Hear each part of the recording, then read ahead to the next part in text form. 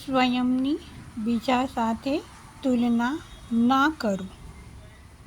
સ્વયંની બીજા સાથે તુલના ના કરો અને બાળકોની તો બિલકુલ બીજા સાથે તુલના ના કરો, કેમ કે કુદરતની બનાવેલી દરેક રચનાનું પોતાનું એક ખાસ મહત્ત્વ છે. જેમ કે દરેક ફૂલના કલર અલગ છે, એની સુગંધ પણ અલગ છે. દરેક ફળના સ્વાદ અલગ છે.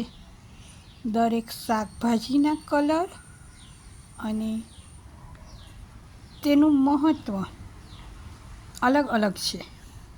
તેવી જ રીતે દરેક વ્યક્તિની અલગ અલગ ખાસિયત છે, અલગ અલગ ગુણ છે, અલગ અલગ મહત્ત્વ છે. એટલે કોઈની કોઈ સાથે તુલના ન કરો.